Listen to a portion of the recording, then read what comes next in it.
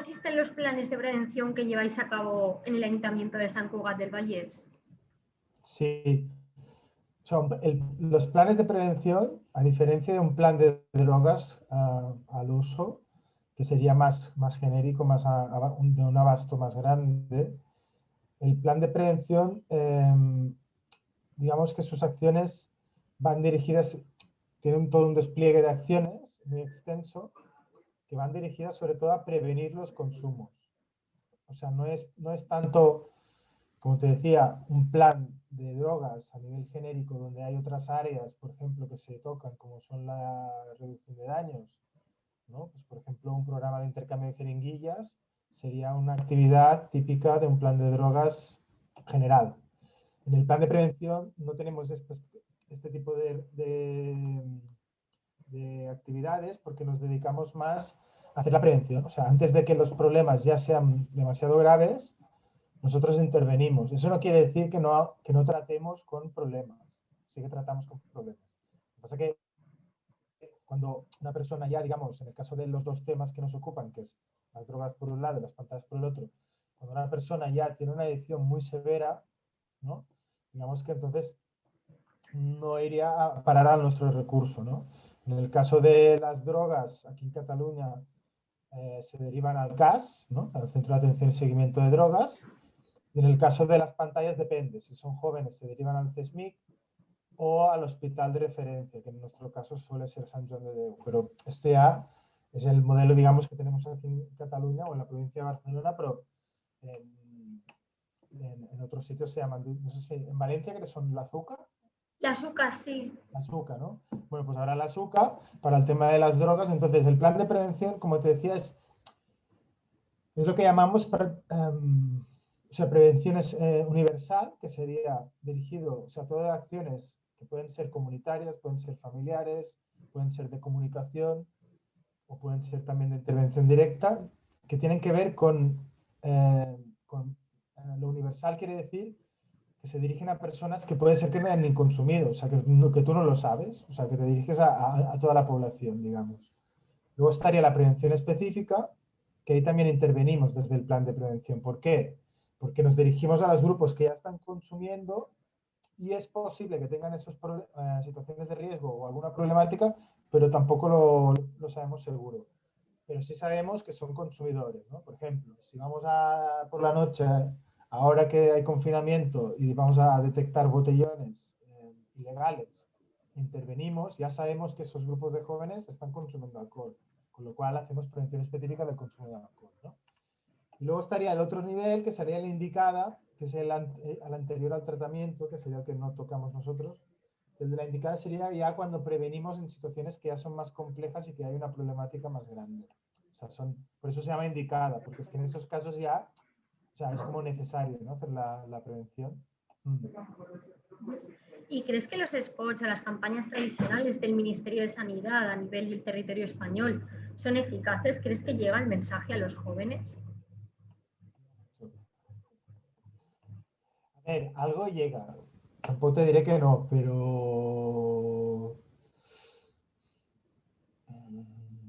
o sea, es que suelen ser campañas muy alarmistas que generan cierta repercusión mediática.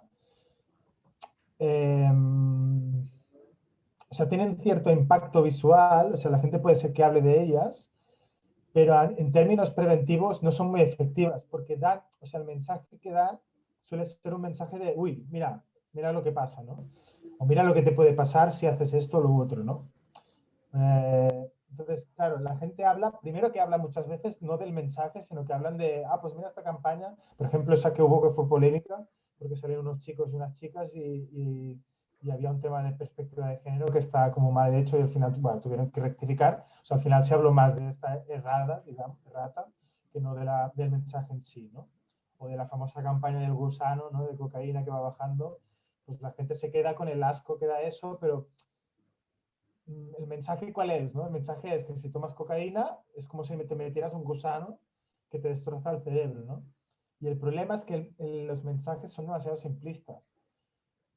O sea, no es tan fácil, no es tan así, porque si no, una persona que trabaje de calle, por ejemplo, y fuera a sitios de consumo de cocaína, tú ves a la gente tomando y la sensación no es la de una persona metiéndose gusanos, ¿no? Entonces, la metáfora, que es lo que intentan usar estas campañas, digamos que no es tan mal como herramienta literaria, pero digamos a nivel de efectos, es que tiene, o sea, no tiene un efecto muy grande. Porque ¿cómo lo sabemos esto? De hecho, esta campaña justamente del gusano tuvo un efecto contradictorio, o sea, opuesto. O sea, y hubo más gente que se enfadó con el Estado en su momento cuando descubrieron que conocían muchos amigos que no les pasaba esto.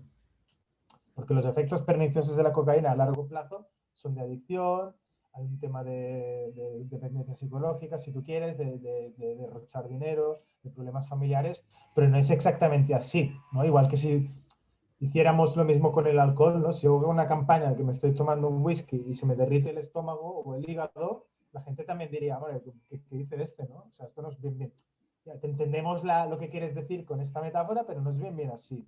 Entonces ahí, en esa campaña precisamente, hubo mucha gente que empezó a consumir a raíz de esto, veían gente conocida que no les pasaba a priori nada, porque una persona iniciática o que hace consumos experimentales de cocaína, pues tampoco no ves, ¿no? O sea, puede trabajar, puede hacer cualquier cosa, simplemente que hace consumos, ¿no? Puntuales. Y la gente de al lado pues veía que no pasaba nada. Entonces, ¿qué dijeron? Uy, aquí ha pasado algo, me han vendido la moto, ¿no? Entonces, lo que sí que hacemos en prevención es hablar de mensajes, pero más desarrollados, o sea, más en profundidad.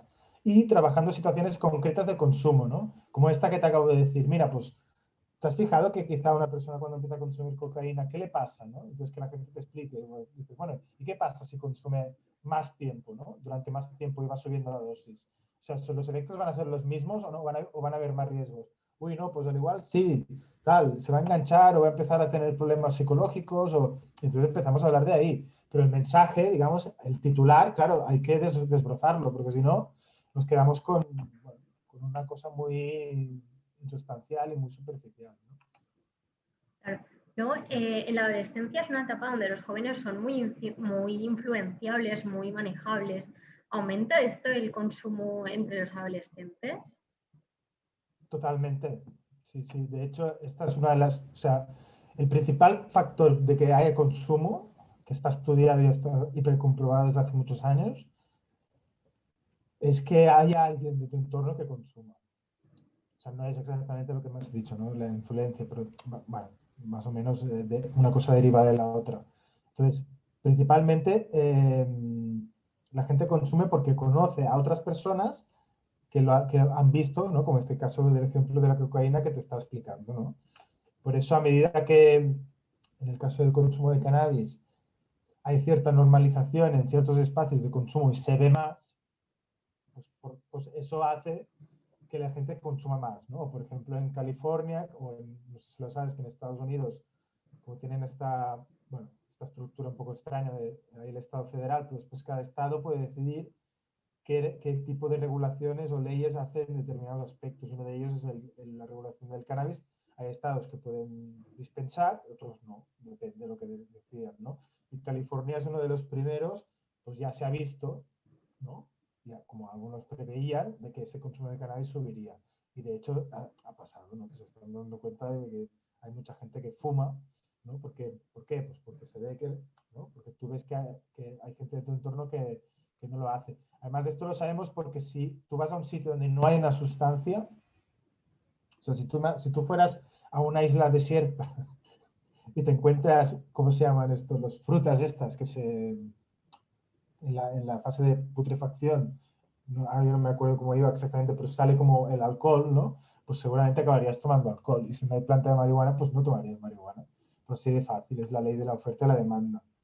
Entonces, la influencia en sí es un efecto que por contacto puede agravar un poco la situación de consumo, pero sobre todo porque son consumos que se inician que quizá si no hubiera una presión muy fuerte, esas personas se lo pensarían dos veces. Y ahí es donde podríamos entrar los que hacemos talleres, como te decía, de prevención universal, ¿no? Por ejemplo, un taller en un instituto, ¿no? Pues porque ahí quizá estos mensajes, o los que recibes de otros lados, de la radio, de gente que sabe, o o tal, o incluso de tu familia, si te dan un mensaje interesante, eso podría servir. Claro, si hay mucha presión de grupo, lo tenemos más difícil. De ahí que también es muy importante trabajar la prevención que llamamos inespecífica, que también no la he mencionado, pero también lo hacemos en los planes de drogas, que es trabajar todo este tipo de herramientas, es decir, las habilidades sociales. Porque si uno tiene habilidades sociales, ¿no? Entonces es más, ¿no? Tiene más herramientas para salir de esta presión grupal, ¿no? Porque siempre va a haber gente que intente presionar a los demás. Eso es muy difícil.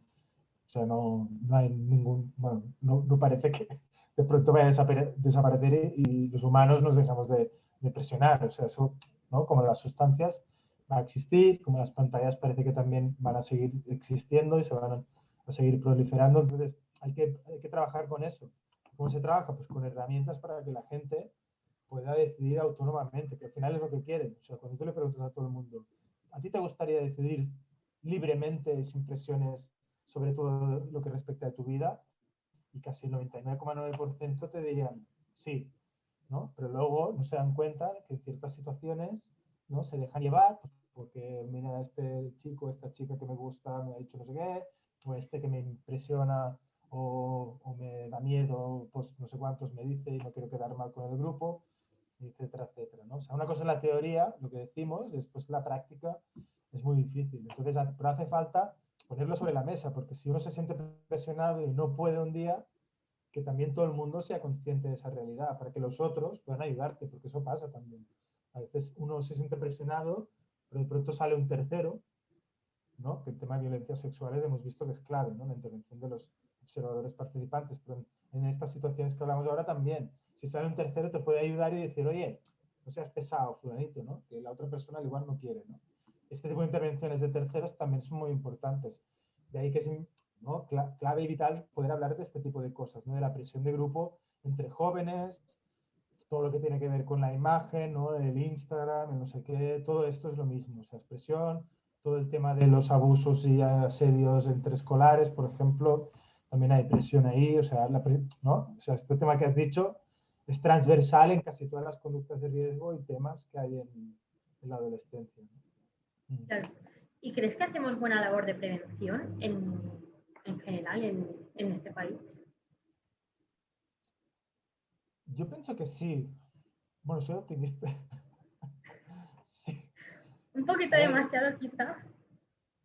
o sea, pienso que sí que se hace buena prevención, lo que pasa es que hay poca y esto es verdad que la prevención cuesta mucho invertir dinero, porque sueles, como te decía, bueno, por ejemplo, de las campañas que has dicho del tratamiento, o sea, siempre nos vamos a mirar lo grave.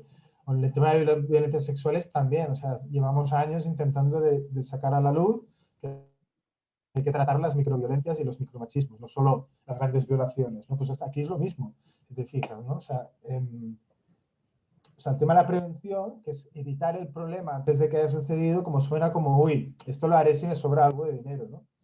Como la evaluación de programas y proyectos, que es otra asignatura pendiente. Entonces, justamente si olvidamos de hacer prevención, que esto es en todos los temas de salud, ¿no? Por ejemplo, pues todo lo que ha pasado con la pandemia, si hubiera habido más prevención, ¿no? O sea, bien de recursos sanitarios o de información, pues probablemente no hubiera pasado esto, ¿no? Y en las drogas y en las pantallas igual. O sea, el tema de la prevención llega tarde, digamos. En el caso de las drogas sí que llevamos más años, 20, 25, o sea, ya décadas, ¿no? No muchas, pero algunas décadas. En el caso de las pantallas llevamos poco tiempo. Y ahora yo empiezo a notar que sí que ya a nivel de sociedad empieza a ser muy, muy importante el tema bueno, de hablar de este tema. Incluso las familias ya empiezan a notar que se han puesto las pilas. Pero sigue pasando que si no tenemos recursos, ¿no? Es decir, hace falta muchos recursos porque se ha visto que los programas preventivos como los de Islandia, por ejemplo, el Planet Youth, eh, o también, por ejemplo, a mí uno que me gusta mucho también es el que supongo que se sigue haciendo, hace mucho que lo vi en Inglaterra, que es como una especie de asignatura como si fuera la de ética y religión, que cada año tienen unas horas fijas que tratan estos temas, ¿no? Cada año. Y es como una asignatura más, ¿no? Digamos. Entonces ahí, como está estipulado, y hay unos recursos que vienen enseñanza o del departamento que sea, y está muy bien, está muy visto que funciona, ¿no? A nivel de programa. Y el Plan Youth también. Pero claro, el Plan Youth, justamente una de las críticas que tiene a nivel mundial es muy bien, pero cuando se lo presentas en un sitio donde no hay recursos, te dicen, yo esto no lo voy a poder hacer. ¿Por qué? Pues porque pagan dinero en prevención inespecífica, en montar actividades para los chavales y que tengan cosas que hacer, ¿no? Que no estén ahí muertos de aburrimiento, en hacer programas también para intentar que hagan actividades que les llenen, ¿no? Que puedan rellenar su vocación, sentirse útiles, etcétera, etcétera. Y todo esto cuesta dinero. Ya no contar con los talleres, con los servicios como el que llevo yo, por ejemplo. Todo esto cuesta tiempo y dinero también, porque también necesitas mucha constancia. O sea, uno de los objetivos que tenemos ahora en San Cugat es esto, es lo de consolidar el programa, ¿no? Que llevamos ahora, o sea, llevamos más tiempo porque hubo un parón, pero desde del sello actual, ¿cómo se dice? del gobierno actual. Sí, la marca, o sea, el símbolo, un sagón y el logo, llevamos unos 6 años, ¿no? Entonces ahora la idea es mantener. ¿Por qué? Porque la prevención también no se puede hacer 2 años sí, 2 años no. Esto con las escuelas siempre hace 1000 años que se lo explico, ¿no? Cuando voy. Lo que no podéis hacer es un año hacéis un tema y después os olvidáis. Y vais tocando. O sea, si queréis podéis desarrollar un programa para que todos los cursos cada año hagan una cosa diferente para aseguraros que todos van a pasar por ahí. Pero, o sea, es complicado, o sea, porque no solo con un curso, 1 hora al año de alcohol, por ejemplo, en tercero, sirve. O sea, tienes que hacer más cosas. O sea, tienes que hacer varias actividades quizá al año. En algunos casos quizá pues empezar a tocar el tema del alcohol en segundo, tercero, pero después en bachillerato volverlo a tocar, ¿no? Por ejemplo, buscar la manera o sea, no solo con una actividad, o sea, tienes que hacer más cantidad, ¿no? Y durante más tiempo, ¿no? Entonces falta, como te digo, o sea, yo creo que la intención y la calidad de los programas, aunque hay entidades que lo hacen mejor que otras, obviamente, pero yo creo que hay intención y hay un buen camino a hacer y hay entidades que son pioneras en sus ámbitos, ¿no? Pero claro, falta más recursos, más inversión, más tiempo, sí. Y antes comentabas el tema de la pandemia. Te quería preguntar si crees que a raíz de la situación que estamos viviendo, de confinamientos, de restricciones, si crees que esto puede haber afectado a una personalidad tan vulnerable como la de los jóvenes a llevarles a consumir o a los que ya consumían incrementar su consumo. Sí, es complicado esto de la pandemia porque tiene como varios efectos, ¿no? O sea, hay personas que sí que o sea, aún faltan datos, ¿eh? Porque estamos aún, pero o sea, sí que parece que hay personas que han consumido, o ha habido más consumo en el hogar, ¿no? Por razones obvias, para apaivagar un poco el malestar, ¿no? Que sería uno de los motivos de consumir sustancias. Hay varios, pero uno de ellos es este, ¿no? Sería el de evitar problemas o ¿no? El que bebe, digamos, para olvidarse, ¿no? Es un poco la frase dicha esta que todo el mundo conoce, ¿no? En el tema del cannabis, bueno, hubo un boom del CBD porque se vendía, incluso se llegó a vender en estancos, ahora no sé cómo está el tema. Y sí, como se vende en internet fácilmente porque es legal, digamos, no tiene THC, pero aparenta como marihuana, pues también hubo gente que se pasó a consumir este tipo de sustancias, ¿no? Que ahí no sería una mala noticia porque como tiene menos riesgos, ¿no? El CBD, aunque sea fumado, pues es mucho mejor fumar CBD que fumar María. En el caso de otras drogas, pues los datos que he podido escuchar de informes, hay algún informe y tal que se ha emitido, el del Plan Nacional con datos de la MCDA, creo que es de Europa, creo que también la Generalitat hizo una encuesta, bueno, hubo un momento que hubo muchas encuestas, hubo como un boom, y no Se paraban de salir lanzaron. encuestas de consumo que era como, bueno, sí, bueno, ya, ¿no? Era como, sí. Y ahí lo que se decía en algunos casos es que no parecía que hubiera subido tanto el consumo porque había menos oportunidades. Entonces, como la gente está más en casa, que yo lo veo bastante lógico, porque tradicionalmente una situación típica uy, la gente sale de fiesta, pero yo me siento bajo de ánimo, ¿no? Lo que trabajas en un taller, ¿qué harías? ¿Te quedas en casa o, o sales y te expones? Porque si salgo, sé que voy a estar ahí, no voy a poder estar sin tomar, porque todos van a tomar y eso va a ser un desfase. Esta de fiesta va a ser la hostia, yo voy a muermo ahí, hecho un trapo emocionalmente, físicamente. Entonces, tradicionalmente ya, cuando uno no quería consumir, la manera más fácil es quedarse en casa, ¿no? Entonces ahora nos han forzado a quedarnos a casa. Y claro, como hay menos oportunidades de consumo en la calle, o sea, lo que se presupone, ya te digo, que los datos, yo creo que con las encuestas, pues tardaremos también un tiempo, al igual un par de años, en tener ya datos ya muy válidos y fieles, ¿no? Sobre lo que ha pasado, pero decían eso, que no había subido, sino al contrario, que había bajado el consumo, que sí que se había visto un incremento por los datos de control de la oferta de consumo de alcohol y también probablemente del consumo de tabaco, ¿no? Con los datos de los estancos, el consumo en casa, ¿no? Pero es que, a ver, es lógico, si no hay ocio nocturno, que seguimos así, o sea, la gente salía mucho cuando había ocio nocturno. Siguen habiendo fiestas que detectan, ¿no? La policía cada lunes lo anuncian, ¿no? Esta semana hemos parado una fiesta. Sí, las fiestas ilegales que están haciendo. Exacto, fiestas ilegales, pero claro, la gente va con cuidado, ¿no? Con más cuidado. Entonces, yo creo que es más eso, como para divagar los malestares.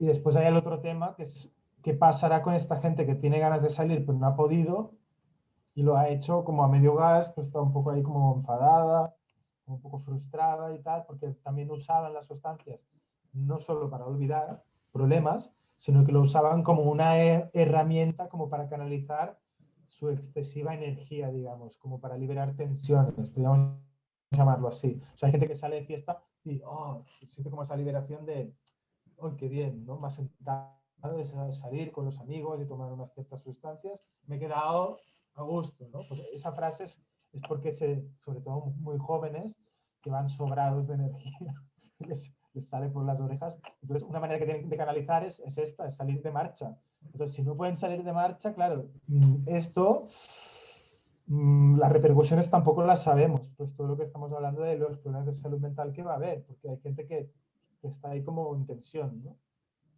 Pero bueno, veremos. Es un tema que... Sí, con el tiempo se verá. ¿Eh? Pues nada, decía que con el tiempo Ah, sí. llegaremos a los datos.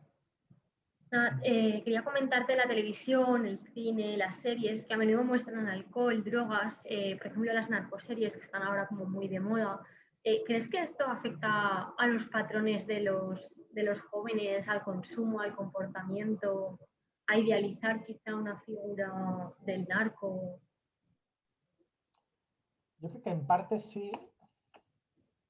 O sea, yo creo que hay como dos asas, como cualquier cántaro, que tiene las dos asas, la buena y la mala. ¿Se llama cántaro? Sí, creo que sí. O sea, en catalán es cántir. ¿No? Bueno, ¿sabes que tiene como dos asas? Ah, Pues tiene sí. una, no sé si se llama cántaro o me lo he inventado, bueno, da igual. Bueno, botijo a lo mejor. No Como sé. un jarrón, imagínate un Sí, jarrón que tiene dos asas, pues siempre hay la buena y la mala, ¿no? Entonces la mala en este caso, yo creo que tiene que ver como no solo con las series de narcos, pero sino que todas las series que reproduzcan una imagen que pueda ser tomada como un referente para los jóvenes y en esa imagen pueda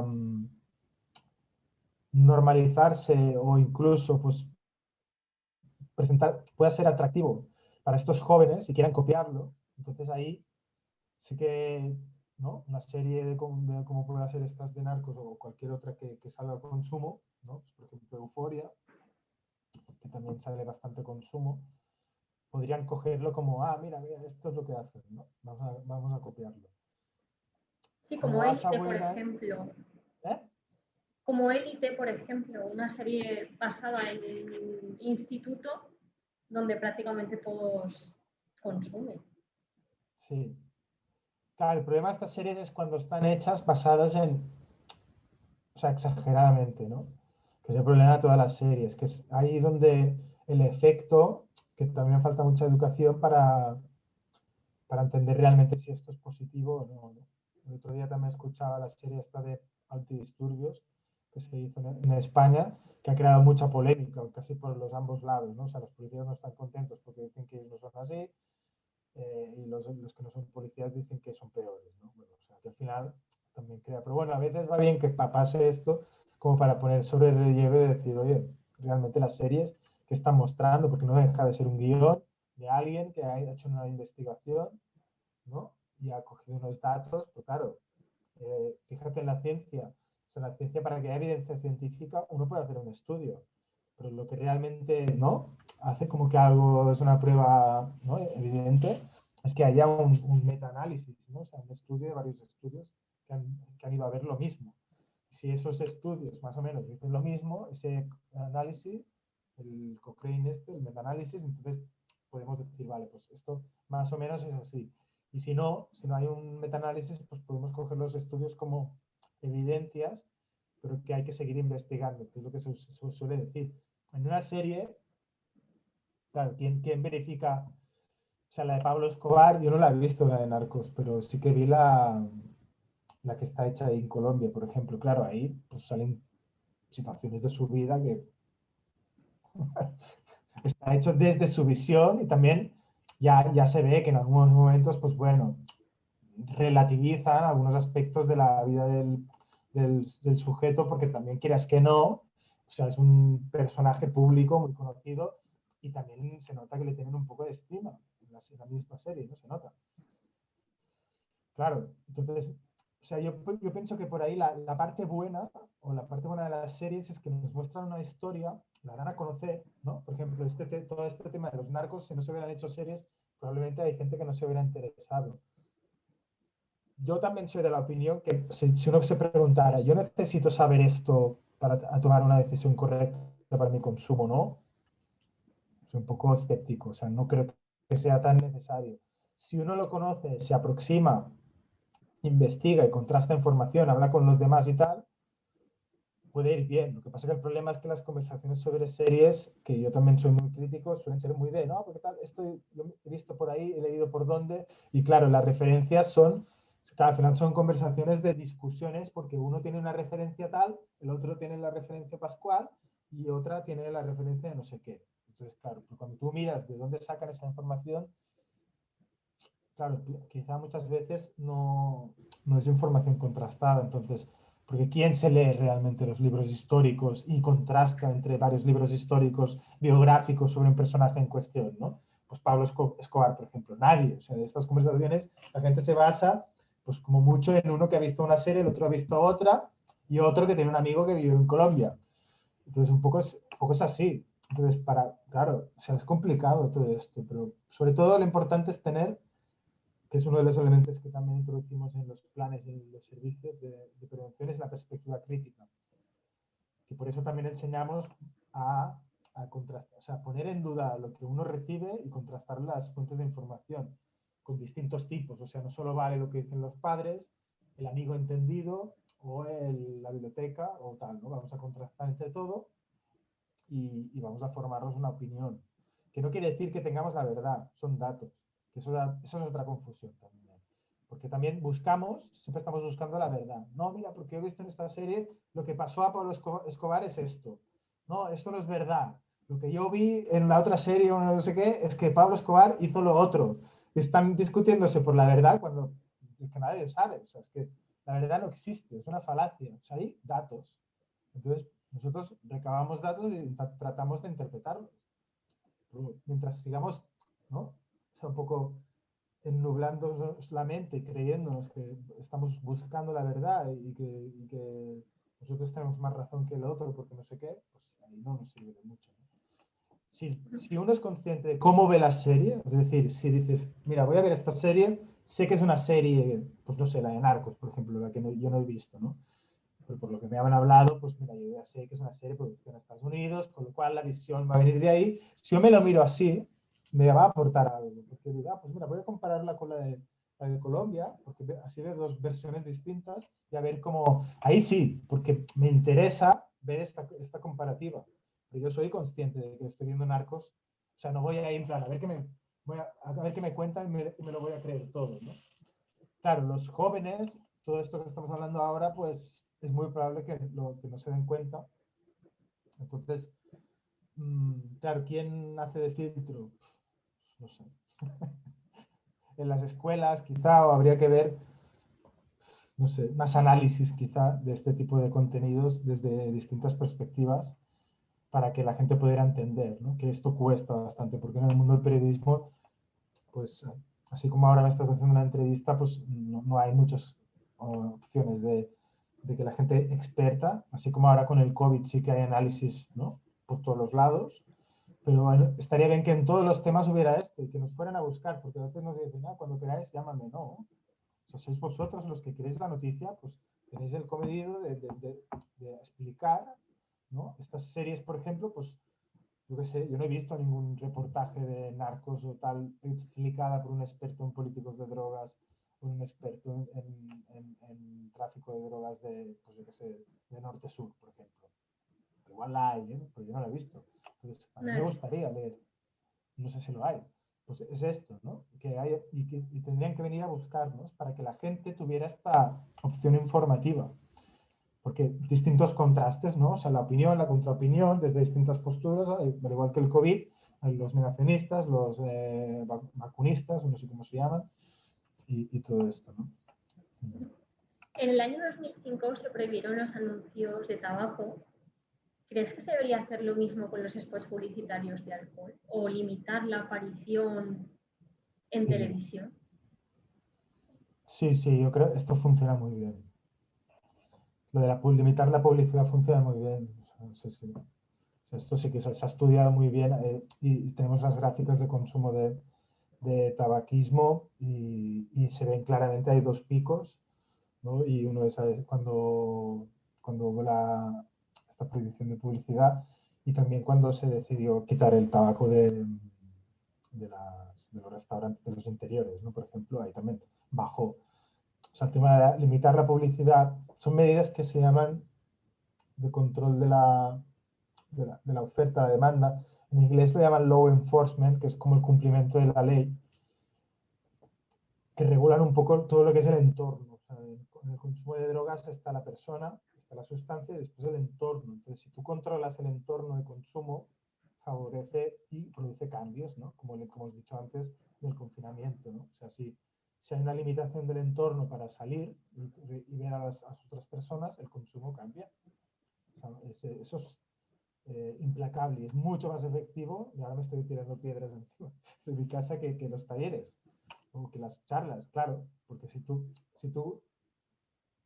pues los bares, ¿no? Si de pronto en España dijeran, mira, pues hay demasiados bares, vamos a limitarlo y vamos a reducir un tercio, ¿no? Bueno, ahora ya no hará falta porque Ahora dos desaparecerían tercios bastante. dos tercios van a cerrar, ¿no? Pero si algún Illuminati se le hubiera ocurrido hacer esto, pues probablemente el consumo hubiera bajado, ¿no? Entonces la publicidad, o sea, por ejemplo, de las apuestas que también ha pasado, que salen futbolistas o gente conocida, esto fuera también, la publicidad de alcohol también, y también se puede ser que no vaya asociada también a publicidad sexista, ¿no? O sea, que no haya contenido también, porque a fin de cuentas es lo que decíamos antes del factor de atractor, ¿no? O sea, si tú le metes elementos atractores, ¿no?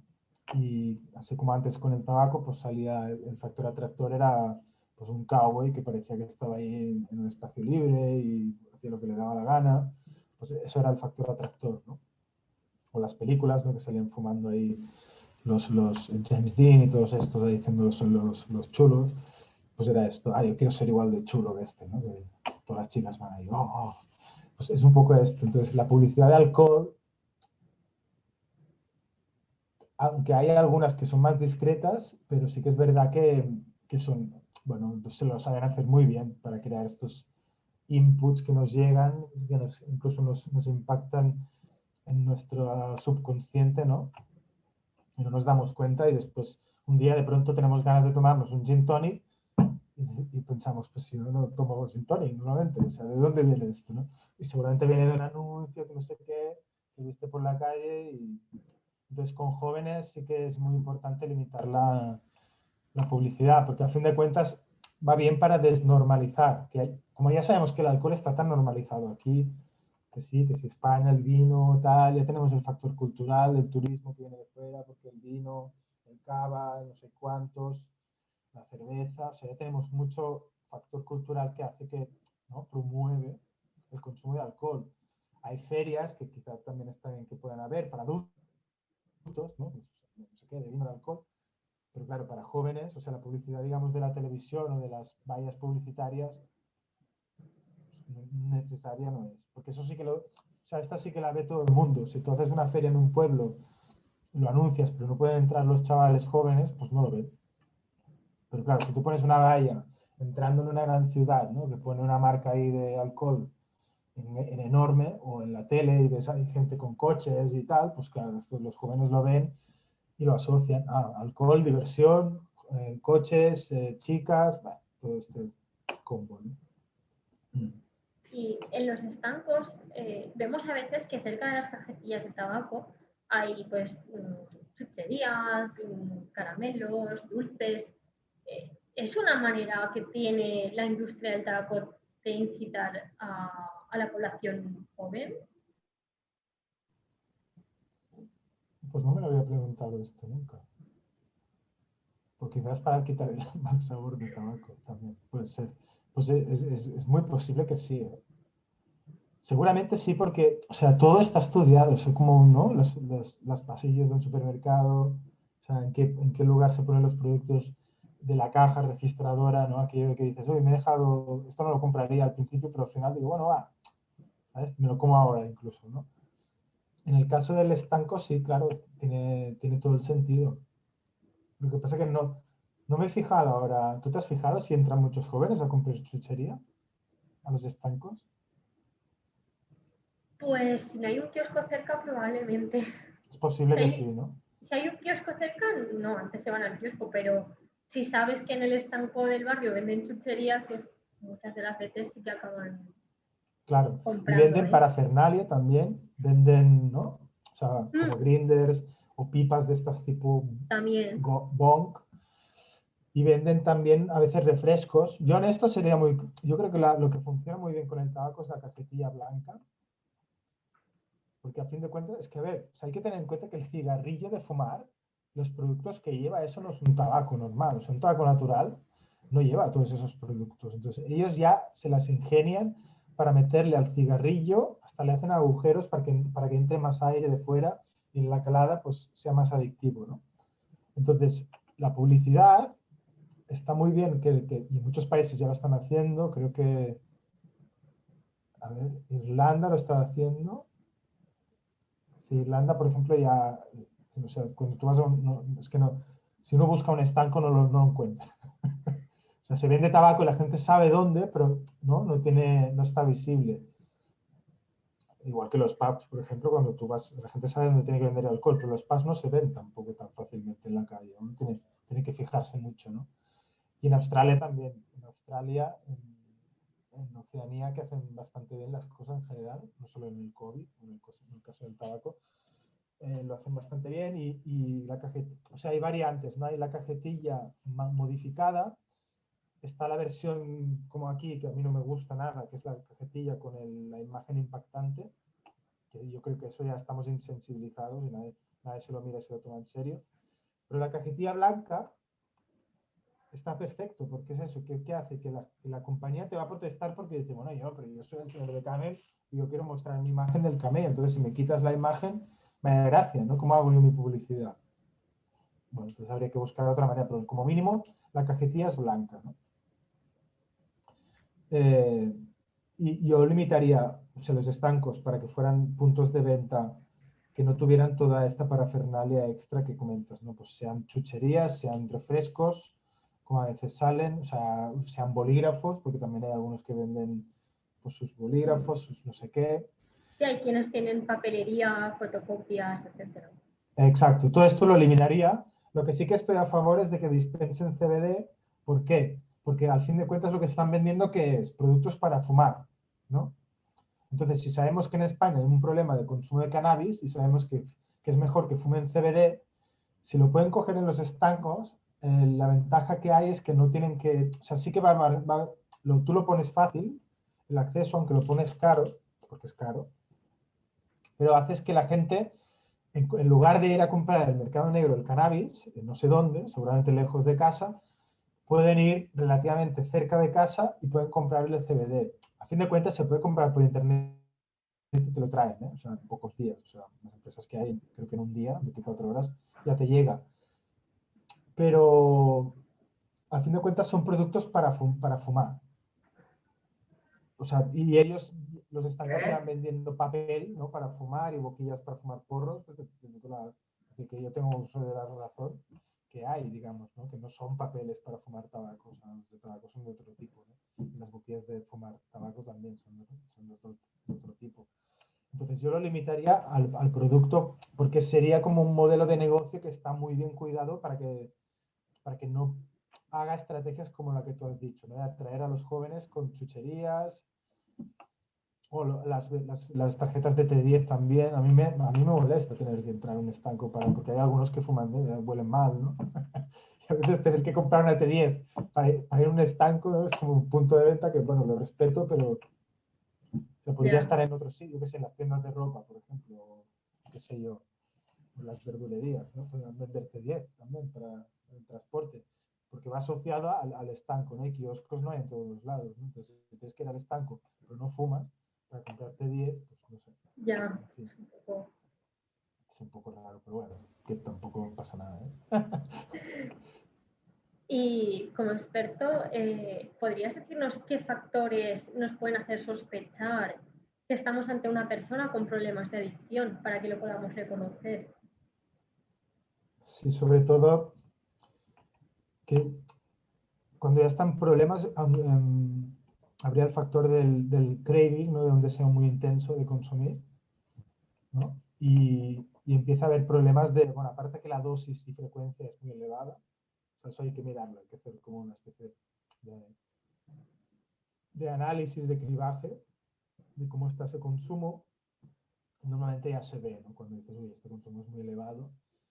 Y después hay un elemento que es importante, que es que la persona manifiesta cierta disconformidad o disforia con ese consumo. Seguramente cuando la persona está consumiendo, teniendo en cuenta que cuando tú la ves no está consumiendo, ¿no? O sea, cuando está consumiendo es probable que sí que sienta parte del placer, pues si siempre sintiera dolor, no lo haría. Eso también tenemos que tenerlo claro. Pero si siente ese placer, después en muchos momentos del día siente disforia y desconformidad por ese consumo. Y entonces quiere hacer cosas, ¿no? Hace acciones como para dejarlo, pero no puede. Y eso le genera una autoestima muy baja, mucha frustración, mucho también le puede generar también irritabilidad o problemas también conductuales de algún tipo. Pero básicamente sería esto, o sea, ¿no? Cantidades elevadas por el tipo de sustancia, porque cada sustancia es un mundo, y ese deseo de dejar de consumir, pero no saber cómo. O sea, ya sería un prototipo bastante claro. También hay gente que no se da cuenta, que tiene una adicción. Pero es que es complicado, porque una cosa es la dependencia física y la psicológica, depende de cada sustancia. Hay unas sustancias que producen más de una y más de otras. O sea, por ejemplo, el cannabis produce muy poca de física, pero sí que produce psicológica. Y el alcohol, por ejemplo, produce de las dos. Pero, por ejemplo, en el caso del alcohol, a raíz de la pregunta que me haces, y de esto que te comentaba, de que hay gente que ni se da cuenta, o sea, le da igual, o sea, ellos van consumiendo y no se plantea ni bajar, ni cambiar, ni cambiar su consumo, ni nada, ¿no? Y hay un ejemplo que a mí se me quedó grabado, no sé si fue del máster de cuándo, que habla de los campesinos que trabajan, seguramente te sonará, campesinos que trabajan habitualmente y beben bastante, ¿no? Y que a veces son gente mayor, que ya tiene su edad, ¿no? Y que han vivido toda la vida, pues de estos que con el bocadillo de las 10 de la mañana, ¿no? Que ayunan, se levantan muy pronto, trabajan hasta las 10, se toman el bocadillo y están todo el día con el turrón, que decimos aquí, Sí, que van tomando, ¿no? Pues esta gente, los profesionales del alcohol lo saben de sobras, ¿no? Cuando esta gente tiene un accidente, se van al hospital y si están 3 días ingresados, claro, ¿qué les pasa? No pueden tomar. Entonces, de pronto les sale como un síndrome de abstinencia y de pronto empiezan a tener unos síntomas, entonces los profesionales de la salud ya lo saben. Y hay veces que hay personas que desarrollan un mono, un síndrome de abstinencia, por una situación que no viene al cuento, ¿no? Entonces, de pronto se da cuenta que esa persona tiene una dependencia física, ¿no? Al menos al alcohol. Psicológica, al igual, no, porque si, le da igual, toma grandes cantidades, pero no tiene esta disforia. Pero entonces, o sea, una cosa sería el abuso, pero también, ¿no? Que sería un consumo muy elevado, y después la adicción también tiene un componente que es que la persona siente, de algún modo, esa adicción dentro de sí. O sea, es como que esa persona está encadenada ya, se siente un poco que no tiene el control de su vida porque hay algo dentro de sí, que es la adicción, es el cerebro adicto, ¿no? Que no puede, porque empieza a tener pensamientos de, uy, uy, me gustaría hacer otra cosa, pero no sé ni por dónde empezar, ni qué hacer, ni cómo hacerlo. Entonces, esa disforia es la que le hace convertirse como en una persona adicta, ¿no? Y de ahí que es tan importante, pues, si una persona ya tiene cierto interés en dejar la sustancia, pues empezar un buen proceso y ir limpiándose de la sustancia porque es muy difícil, si no, o sea, de otra manera no. O sea, cuando ya has traspasado unos límites de consumo, ¿no? Que sea razonable para una sustancia durante mucho tiempo, es muy difícil por uno mismo. No imposible, hay gente que lo hace, ¿no? Hay gente que se va a la montaña, se van ahí de retiro indefinido y luego vuelven y pues, bien, pero son casos muy raros, ¿no? Sí. Y por último, si sospechamos que un amigo o familiar puede tener problemas con las drogas, ¿qué debemos hacer? ¿Cómo le podemos ayudar?